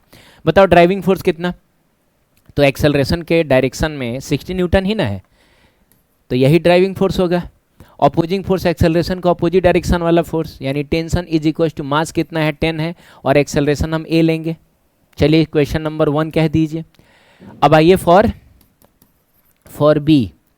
आप बताओ बच्चों इस डायरेक्शन में क्या है, तो ब्लॉक जो है वो इधर मूव कर रहा है, इस डायरेक्शन में तो इक्विलिब्रियम है, यानी आमने सामने वाले फोर्सेस को इक्वेट कराइए, यानी N2 will be equal to कितना, तो 60 न्यूटन, है ना बच्चों। देखिए नॉर्मल हमने निकाल लिया, यहाँ वाला भी। अब इस डायरेक्शन में चूंकि एक्सेलरेशन है, तो ड्राइविंग फोर्स आपकी बात टेंशन होगा, क्योंकि ये ऊपर जा रहा है, और अपोजिंग फोर्स कितना होगा बच्चों, तो वो mg sin theta which is 80 newton is equal to mass कितना है, उसका भी 10 है, एक्सेलरेशन ए है, और इक्वेशन नंबर आप इसको 2 कह दीजिए। सॉल्व करने का सबसे अच्छा तरीका है कि इक्वेशन नंबर 1 और 2 को आप ऐड करिए, तो यू विल गेट की टेंशन ने टेंशन को खत्म कर दिया, और 60 माइनस 80 माइनस 20 होगा, minus 20 is equal to 20a, और बच्चों a इज इक्वल टू कितना हो जाएगा, -1 मीटर पर सेकंड स्क्वायर। क्या मतलब हुआ इसका, मतलब ये हुआ कि ये जो ब्लॉक्स हैं बच्चों, ये जो ब्लॉक्स हैं, यहाँ वाला जो ब्लॉक है और यहाँ वाला जो ब्लॉक है, हमने क्या माना था कि ब्लॉक इधर जा रहा है, हैं, और ये ब्लॉक इधर जा रहा है, लेकिन एक्सेलरेशन नेगेटिव आ गया। तो नेगेटिव एक्सेलरेशन बोल रहा है कि नहीं, ये जो ब्लॉक्स हैं बच्चों इधर नहीं, ये इधर जा रहा है 1 मीटर पर सेकंड स्क्वायर से, और ये इधर जा रहा है 1 मीटर पर सेकंड स्क्वायर के एक्सेलरेशन से। समझ गए आप, वेरी गुड। चलिए तो अब एक और चीज़ बस निकालना रह गया, वो क्या है, टेंशन। तो यार दोनों में से कोई इक्वेशन ले लो, चलो इक्वेशन नंबर 2 ले लेते हैं। तो बाई इक्वेशन 2 अगर हम इस a की जगह पे, है ना बच्चों, a की जगह पे अगर हम -1 रख दें, अरे बोलना यार, a की जगह पे -1 रखो, तो 10 -1, तो यहाँ से आपको क्या मिलेगा, 80 इधर जाएगा तो पॉजिटिव रहेगा, और ये तो नेगेटिव है, तो टेंशन इज इक्वल टू हो जाएगा 70 न्यूटन। समझ रहे हैं, हो गया। अच्छा अगर सिर्फ एक्सेलरेशन निकालना होता ना, तो वो भाड़ में गया, टेंशन वाला मेथड भी हम इस्तेमाल कर सकते थे। कैसे, तो हम इन दोनों के लिए बस एक ही इक्वेशन लिखते और एक्सेलरेशन आ जाता। क्या, तो driving force minus opposing force is equal to mass into acceleration. और कौन कौन सा फोर्स आपको नहीं देखना है, तो टेंशन को नहीं देखना है, बोलना भाई, एक्सेलरेशन के परपेंडिकुलर जो ये सब फोर्सेज है इनको नहीं देखना है ना, बस एक्सटर्नल फोर्स देखना है। तो आप बताइए हो क्या रहा है, इस 10 kg को इधर खींचा जा रहा है 80 से, और इधर खींचा जा रहा है 60 से, तो नेट फोर्स 20 न्यूटन ही हुआ ना। अरे भाई ड्राइविंग फोर्स हो गया 80, अपोजिंग फोर्स हो गया 60, तो नेट फोर्स 20, और मास भी 20 है, तो 20/20 1 मीटर पर सेकंड स्क्वायर। मुंह जबानी आ गई, कुछ करने की जरूरत नहीं पड़ी, है ना बच्चों। तो ये सब भी आपको जानना चाहिए, है ना, कि मुंह जबानी हम कैसे लेके आएंगे। क्लियर है। चलिए ये क्वेश्चन करिए जल्दी, दोनों मेथड से करना बच्चों, एक तो नॉर्मल मेथड और एक वो भाड़ में गया टेंशन वाला मेथड। कर लिया ट्राई आपने, चलिए देखते हैं। तो बच्चों सबसे पहले नॉर्मल मेथड, तो क्या है कि इसमें हम लोग नीचे की तरफ ऐसा 100 न्यूटन, ऊपर की तरफ टेंशन T1, इस पे इधर की तरफ टेंशन T1। अरे बच्चों सेम धागा है, लेकिन इसमें टेंशन सेम नहीं होगा क्योंकि धागा बदल गया, बीच में मास आ गया है ना, बीच में मास आ जाए तो टेंशन बदल सकता है। तो इधर की तरफ टेंशन T2, इधर की तरफ टेंशन T2 और नीचे की तरफ बच्चों 50 न्यूटन। क्लियर। अब हम बात करेंगे किसके, अच्छा हाँ, तो अब एक्सेलरेशन भी तो ड्रॉ करोगे। क्या लग रहा है कौन किधर जाएगा? अरे बच्चों तो ये बहुत क्लियर है यार, इधर भारी लटकाया है आपने, इधर हल्का लटकाया है, तो भारी वाला ही इसको ड्राइव करेगा, यानी पूरा सिस्टम जो है वो कुछ इस तरीके से जाएगा, ये इधर जाएगा, ये इधर जाएगा, इधर जाएगा। तो चलिए इसका एक्सेलरेशन नीचे की तरफ ए, इसका एक्सेलरेशन इधर की तरफ ए, इसका एक्सेलरेशन ऊपर की तरफ ए। अब इसके लिए लिखा जाएगा ड्राइविंग फोर्स विच इज कितना 100 minus opposing force which is, sorry बच्चों, minus opposing force which is T1 is equal to mass 10 और एक्सेलरेशन कितना है तो a है। ठीक है। अब इसके लिए जब तुम लिखोगे, अच्छा बच्चों इस पे तो दो और फोर्स लग रहा होगा, ऊपर की तरफ नॉर्मल और नीचे की तरफ 50 न्यूटन का mg, ये भी लग रहा होगा, और ये दोनों तो बस एक दूसरे को कैंसिल करेगा भाई। ठीक है, तो एक इक्वेशन ये हो गया, और एक इक्वेशन हम लिखते हैं अब इसके लिए, एक काम करो ना, इसको a बोल दो, इसको b बोल दो और इसको c बोल दो। तो ये जो इक्वेशन हमने लिखा वो किसके लिए लिखा, तो बच्चों ये हमने लिखा फॉर a। अब बात करेंगे फॉर b। तो फॉर b में फोर्सेस जो है इस डायरेक्शन में भी है और इस डायरेक्शन में भी है। तो इस डायरेक्शन में तो ये ऑब्जेक्ट मूव नहीं कर रहा है, यानी इस डायरेक्शन में इक्विलिब्रियम है, यानी बच्चों ऊपर वाला फोर्स बराबर नीचे वाला फोर्स। अब ये तो देखते पता चलेगा यार, क्या बोलते हो यार, ये सब लिखना थोड़े है, वो देख कर बता देंगे कि यहाँ जो नॉर्मल होगा वो 50 न्यूटन होगा। 5 kg का है तो 50 न्यूटन, 8 kg का होता तो 80 न्यूटन, 10 kg का होता 100 न्यूटन, है ना। तो ठीक है, लिखने की जरूरत थी नहीं, लेकिन कोई बात नहीं। अब आते हैं हम इस डायरेक्शन में, तो बच्चों इस डायरेक्शन में तो ये ऑब्जेक्ट मूव कर रहा है एक्सेलरेशन के साथ, तो ड्राइविंग फोर्स कौन रहेगा, तो T1 ड्राइविंग फोर्स रहेगा, माइनस अपोजिंग फोर्स T2 रहेगा। चलो ठीक है बच्चों, T2 रहेगा, इज इक्वल टू मास कितना है तो 5 और एक्सेलरेशन a है। ठीक, इसको इक्वेशन नंबर 1 कह दो, इसको इक्वेशन नंबर 2 कह दो। अब आओ इसके लिए इक्वेशन लिखते हैं फॉर c, फॉर c लिखते हैं बच्चों। तो ये कहाँ जा रहा है, ऊपर जा रहा है, तो ड्राइविंग फोर्स कौन हो गया तो T2 हो गया, और माइनस अपोजिंग फोर्स कौन हो गया तो 50 हो गया, इज इक्वल टू मास कितना है तो 5 और एक्सेलरेशन कितना है तो a है, और ये हो जाएगा आपका 3 नंबर इक्वेशन। और सॉल्व करने का सबसे अच्छा तरीका तो यही है बच्चों कि सारे इक्वेशंस को ऐड कर दो, 1 2 3 को क्या करो ऐड कर दो, लिखो इक्वेशन 1 + 2 + क्या 3। तो इससे क्या होगा कि ये जो T1 है वो देखो नेगेटिव में है और यहाँ पर T1 पॉजिटिव में है, तो इससे ये कैंसिल हो गया, ये T2 नेगेटिव में और ये T2 पॉजिटिव में कैंसिल हो गया। देख रहे हो जब हम सॉल्व कर रहे हैं ना तो सारा टेंशन खत्म हो जा रहा है। क्यों, देखो बच्चों तुम भी ना क्वेश्चन जब जिस दिन से सॉल्व करना शुरू करोगे ना, तुम्हारा भी सारा टेंशन खत्म हो जाएगा। सारा टेंशन कि पता ना एग्जाम में हमसे क्वेश्चन बनेगा कि नहीं, एग्जाम तो छोड़ना भाई, अपने मॉड्यूल का क्वेश्चन बनेगा कि नहीं, ये जो टेंशन है ना ये तभी खत्म होगा जब तुम सॉल्व करना शुरू करोगे। वो टीचर का देख देख के सॉल्व नहीं होता है, किसी को देख के हम तैरना नहीं सीखते हैं, किसी को देख के हम साइकिल चलाना नहीं सीख लेंगे जब तक कि हम खुद नहीं पानी में उतरें, खुद नहीं साइकिल पर बैठे। ठीक है, तो अगर तुम बेईमानी कर रहे हो, जब जब मैं बोल रहा हूँ वीडियो पॉज करके क्वेश्चन को ट्राई करो और तुम नहीं कर रहे हो, तो तुम अपने पैरों पर कुल्हाड़ी मार रहे हो, अपना डेटा खर्च कर रहे हो, अपना समय व्यर्थ कर रहे हो, अपनी लाइफ बर्बाद कर रहे हो। ठीक है, मेरे बनाने से क्या होगा यार, मेरे बनाने से प्रैक्टिस होगा मेरा, है ना, यही होगा। मैं हर साल इसको बनाता रहूँगा तो मुझको आंसर तक याद हो जाएगा कि कितना आंसर है, तो उससे क्या फ़ायदा होगा कि हम मुझको जाके एग्ज़ाम देना है। ठीक है, चलो देखते हैं। तो बच्चों यार तीनों को ऐड करोगे तो क्या होगा, यहाँ 100 है, ये तो पूरा कट ही गया और ये 50 घटेगा, तो 100 - 50 50 हो जाएगा, is equals to 10a 5a 5a, तो टोटल हो गया आपका 20 है, और यहाँ से आपको एक्सेलरेशन मिल जाएगा 50 divided by 20 metre per second square. अच्छा 0 से 0 तो कट जाएगा ना, 0 से 0 कट गया और ये हो जाएगा आपका 2.5 मीटर पर सेकेंड स्क्वायर। ठीक है भाई, सही है, एक्सेलरेशन निकल गया। अब टेंशन सब निकाल लो, तो एक काम करो बाई इक्वेशन 1 लिखो, बाई इक्वेशन 1 तो 100 - T1 इज इक्वल टू 10 × 2.5, क्योंकि एक्सेलरेशन हमने निकाल रखा है। अब इसको इधर ले जाओ, इसको इधर लेके जाओ, तो बच्चों T1 इज इक्वल टू हो जाएगा 100 माइनस, ये तो 25 आ जाएगा ना, तो 100 माइनस 25 इसका मतलब 75 न्यूटन T1 है। ठीक, अब बाई इक्वेशन 3 ले लो, 3 ले लो क्योंकि उसमें डायरेक्ट T2 मिल जाएगा तुमको। तो T2 minus 50 is equals to 5 into 2.5। अब 5 इंटू 2.5 बच्चों कितना होता है यार, 12.5। तो ये हो जाएगा आपका 62.5 न्यूटन। Is it clear? तो सब कुछ पता चल गया। इस धागे में टेंशन कितना है, तो इस धागे में टेंशन है 75 न्यूटन, इसमें 62.5 न्यूटन, यहाँ का normal 50 Newton, acceleration 2.5 metre per second square. Clear? चलिए अब इसको हम सेकंड मेथड से करेंगे। सेकंड मेथड वो अपना भाड़ में गया वाला मेथड। ठीक है बच्चों, तो हम लोग क्या करते हैं, इधर कितना 100, इधर कितना 50, सही है। अच्छा, टेंशन ड्रॉ करने की ज़रूरत नहीं है, और ये नॉर्मल और ये 50 न्यूटन तो भाई एक दूसरे के इक्वल ही ना होगा, यानी ये नॉर्मल 50 न्यूटन होगा, सही है।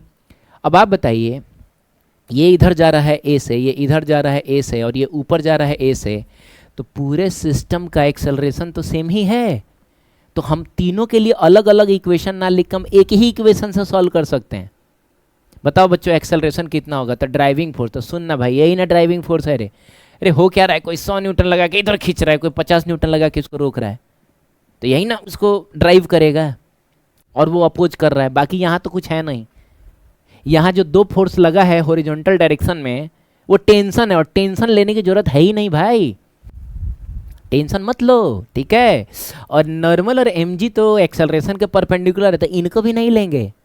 हाँ, फ्रिक्शन होता है ना रे भाई, फ्रिक्शन होता है उसको लेते हैं, वो एक्सटर्नल फोर्स होता है, वो ये सरफेस लगा रहा है उसके ऊपर, लेकिन फ्रिक्शन तो है नहीं। तो हो गया बस, driving force minus opposing force का मतलब हुआ 100 minus 50 divided by total mass of the system. Total mass of the system 20 आ गया, तो यहाँ से देखो 50/20 मीटर पर सेकेंड स्क्वायर। देख रहे हो बच्चों रे, डायरेक्ट हम यहाँ पहुँच गए, डायरेक्ट हम यहाँ पहुँच गए, फिर ये सब लिखने की जरूरत नहीं पड़ी। बोलना भाई, हो गया। तो एक्सेलरेशन कितना मिल गया आपको बताओ, तो 2.5 मीटर पर सेकेंड स्क्वायर, इतना मिल गया। हाँ, अब अगर टेंशन निकालना है तो क्या करेंगे, नॉर्मल तो निकल ही चुका है, तो हम एक काम करते हैं, इस पर टेंशन T1 मान लेते हैं, और इस पर टेंशन कितना मान लेते हैं, T2 मान लेते हैं। तो अब हम निकाल, अब दोनों ब्लॉक्स का अलग अलग बना लो। तो फॉर ब्लॉक, चलो ना इसको नाम दे देते हैं A, और इसको नाम दे देते हैं B। तो फॉर ब्लॉक A, ठीक है, क्या करोगे, नीचे की तरफ कितना है 100 है, ऊपर की तरफ कितना है T1 है, और ये जा कहाँ रहा है, ये नीचे जा रहा है, कैसे जा रहा है 2.5 मीटर पर सेकेंड स्क्वायर से। तो आप बताइए इसके लिए ड्राइविंग फोर्स कौन होगा, बोलो बच्चों। तो ड्राइविंग फोर्स 100 होगा, अपोजिंग फोर्स कौन होगा, तो T1 होगा, इज इक्वल टू मास कितना है बेचारे का, तो 10 kg है, 10, और एक्सेलरेशन कितना है, तो 2.5। तो यहाँ से आप बताइए T1 इज इक्वल टू कितना मिल जाएगा, कितना मिलेगा T1 इज इक्वल टू, तो T1 को इधर भेज दीजिए और उसको उधर भेज दिया, तो आ गया ना 75 न्यूटन। और अगर आपको T2 निकालना है तो फॉर ब्लॉक, देख रहा हो दो तरीके से मैं इसीलिए बता रहा हूँ ना, क्योंकि करने वाला ना एक ही क्वेश्चन को कई तरीके से सोच सकता है, और नहीं करने वाला बस हाथ पे हाथ धरा बैठा रहेगा, नहीं समझे, ऐसा मुंह खोल के खड़ा रहेगा, कोई आके मुंह में डाल देगा, ये सब काम नहीं, ठीक है। सॉल्व करना है, सॉल्व करना है बच्चों। तो फॉर ब्लॉक क्या बी, तो अभी क्या है यार कि उसके लिए जब तुम फ्री बॉडी डायग्राम ड्रॉ करोगे तो नीचे की तरफ आएगा 50, ऊपर की तरफ आएगा T2, और ये ऊपर जा रहा है 2 मीटर पर सेकंड स्क्वायर से। तो इसके लिए ड्राइविंग फोर्स कौन है, T2 है, बोलो बोलो, माइनस अपोजिंग फोर्स कौन है 50 है, इज इक्वल टू मास कितना है बेचारे का 5 kg है, और एक्सेलरेशन कितना है 2.5 है। तो बस हो गया, T2 इज इक्वल टू, इसको उधर लेके जाओ 62.5 न्यूटन आ जाएगा। आप जैसे करिए, है ना। तो अगर टेंशन वेंशन भी निकालना है ना तब तो ठीक है यार, ये मेथड भी ठीक है, ऐसे भी निकाल लेना। लेकिन अगर सिर्फ एक्सेलरेशन ही निकालना होता है तब तो हम यही करेंगे यार। इतने देर देख रहे हो, इतने दूर में आंसर आ गया। अब ये भी 3 स्टेप थोड़े है, समझ लो आंसर तो यही पे आ चुका है। तो हम मुझे बता दें कैसे, तो 100 न्यूटन लगाए कोई खींच रहा है, और 50 न्यूटन लगाए कोई उसका अपोज करे, यानी नेट फोर्स 50 न्यूटन है, तो ऊपर 50 आएगा, और टोटल सिस्टम का मास है 20 kg, तो 50/20 ऐसा ही आ गया 2.5। कहाँ कुछ हमको लिखना पड़ा। ठीक है, चलिए तो एक फाइनल क्वेश्चन आप ये करिए जल्दी से, वीडियो को पॉज करके बच्चों। ये ठीक ठाक क्वेश्चन लग रहा है ना? करिए जल्दी। कर लिया? देखते हैं बच्चों, देखते हैं। ठीक है, देख लें, सही है। तो क्या है कहानी में, बात कुछ ऐसी है कि the acceleration of 5 kg block is in the, अच्छा 5 kg नहीं बच्चों, सॉरी 500 ग्राम ब्लॉक, 500 ग्राम ब्लॉक का एक्सेलरेशन तुमको बताना है। अब यार ये ग्राम राम में क्यों दिया है हमको? तो यार ये सब चीज़ चाहिए किलोग्राम में, है ना? तो एक काम करो ना, तो अब इसका मतलब हो जाएगा, इसका मास जो हो जाएगा वो 0.5 kg, इसका मास जो हो जाएगा बच्चों वो हो जाएगा 0.1 kg, और ये 50 ग्राम का है ना, तो 50 ग्राम का है तो इसका मास हो जाएगा बेचारे का 0.05 kg, ऐसा करके हो जाएगा। ठीक है, सही है। और आपको एक्सेलरेशन बताना है। तो एक बात तो है बच्चों, अब हमको समझ में नहीं आ रहा कौन किधर जाएगा, तो अपने मन से ना भेज दो। आंसर अगर पॉजिटिव आ गया बोलो ना यार, तो इसका मतलब आपने डायरेक्शन सही माना है। नेगेटिव आ गया तो उलट लेना। तो इसको, इसी को नीचे भेजते हैं या इसको भेजा जाए?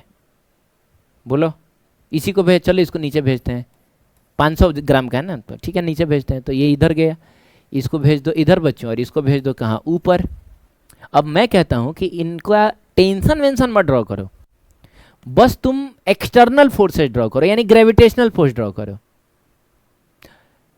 और नॉर्मल भी ड्रॉ करने की जरूरत नहीं है। क्यों? क्योंकि नॉर्मल जो है वो एक्सेलरेशन के परपेंडिकुलर है, तो परपेंडिकुलर डायरेक्शन वाला फोर्स एक्सेलरेशन पर कोई असर नहीं डालता है। तो आइए ना, सबसे पहले हम इस पर नीचे की तरफ क्या लिखते हैं, तो ये हो जाएगा 0.5 g। देखो हमको आंसर g के टर्म में ही चाहिए, तो इसीलिए मैं 10 नहीं लिख रहा हूं इसको, तो 0.5 g। ठीक है, इस पर बताओ नीचे क्या लगेगा, तो 0.1 g, लेकिन इसका जो कंपोनेंट इधर की तरफ टूटेगा वो हो जाएगा 0.1 g साइन 30 डिग्री। और साइन 30 डिग्री की वैल्यू होती है बच्चों, साइन 30 डिग्री की वैल्यू 1/2 होती है। तो ये हो जाएगा 0.1 g डिवाइडेड बाई 2। ठीक है, और इस पर नीचे की तरफ लगेगा 0.05 g। क्लियर है? अब आप बताइए ड्राइविंग फोर्स कौन सा होगा इस पूरे के लिए? तो जो एक्सेलरेशन के डायरेक्शन में है वो ड्राइविंग फोर्स है। तो ये जो है ये बच्चों देखो एक्सेलरेशन के डायरेक्शन में है, हम डायरेक्ट अब जा रहे हैं एक्सेलरेशन लिखने, तो ये ड्राइविंग फोर्स है। कितना हो गया? तो 0.5 g। ये कौन सा फोर्स है? ये वाला कौन सा फोर्स है? देखो हमको इधर कंपोनेंट तोड़ने की जरूरत नहीं है। अरे ये वाला क्या करेगा? बस नॉर्मल को बैलेंस करेगा, है ना बच्चों? तो ये कौन सा है? तो ये तो अपोजिंग हो गया। क्यों अपोजिंग हो गया भैया? इसलिए हो गया क्योंकि एक्सेलरेशन के ऑपोजिट है ये, तो अपोजिंग हो गया। कितना? 0.1 g डिवाइडेड बाई 2। सही है बच्चों? अच्छा, ये वाला फोर्स भी कैसा हो गया? अपोजिंग हो गया, तो इसको भी माइनस ही करना होगा तुमको। 0.05 g और divided by total mass of the system. तो बच्चों इस सिस्टम का टोटल मास कितना है? तो टोटल मास है 0.05 प्लस 0.1 और प्लस बच्चों 0.5, ऐसा करके हो जाएगा। बस इसी को सॉल्व करिए, आपको आंसर मिलेगा। ठीक है, अब जब हम इसको सॉल्व करेंगे तो क्या मिलेगा? क्या मिलेगा बच्चों? अच्छा एक बात बताऊं मैं तुमको, ये जब तुम 0.1 को 2 से काटोगे ना बच्चों, तो ये कट जाएगा और ये 0.05 ही मिलेगा। अब समझ रहे हैं? तो मिला जुला के -0.05 और -0.05 मिल के 0.1 बनेगा, और 0.5 में से 0.1 गया तो 0.4 बचेगा। तो ऊपर में बच गया 0.4 g और डिवाइडेड बाई, ये देखो ध्यान से, तो ये 0.6 है। अरे कितना है भाई? 0. ये हो गया आपका 0.6, तो ये हो जाएगा 0. कितना 65। अब अगर हम इसको ऑप्शन से मैच कराएं तो फिर बच्चों ऑप्शन में कहीं डेसिमल तो नहीं दिख रहा है, तो इसमें भी डेसिमल नहीं होना चाहिए। तो ये डेसिमल को हटाओ सबसे पहले। तो डेसिमल को जब तुम हटाओगे तो बच्चों ये डेसिमल यहाँ से हटेगा तो नीचे में 1 0 जाएगा, और ये डेसिमल हटेगा तो 2 0 जाएगा ऊपर में, तो ये हो जाएगा 400 डिवाइडेड बाई 65, ऐसा करके कुछ होगा जी। अब यार इससे इसको काट दो और 5 से कटेगा तो बच्चों ये हो जाएगा 8 × 5 = 40, है ना। ये 8 बार में जाएगा और ये 13 बार में जाएगा, तो यहाँ से मिलेगा आपको 8/13 × g। और चूंकि देखो क्या है कि आंसर पॉजिटिव में आया है ना, इसका मतलब आपने एक्सेलरेशन का जो डायरेक्शन माना है वो बिल्कुल सही है, ठीक है। एक्सेलरेशन का डायरेक्शन सही है का मतलब हुआ ये नीचे ही जाएगा, तो आंसर क्या होगा 8/13 g डाउनवर्ड, 8/13 g डाउनवर्ड। इसका मतलब इसका ऑप्शन नंबर बी रहेगा। तो ये बढ़िया क्वेश्चन था, ठीक है बच्चों। और इसको हमने सबसे स्मार्ट तरीके से बनाया, मतलब एकदम कम से कम डायग्राम ड्रॉ करके हमने इसको सॉल्व किया, ठीक है। तो चलिए फिर मिलते हैं नेक्स्ट लेक्चर में, कुछ और भी क्वेश्चंस करेंगे एक्सेलरेशन से रिलेटेड डिफरेंट टाइप के। तब तक के लिए बच्चों थैंक यू सो मच।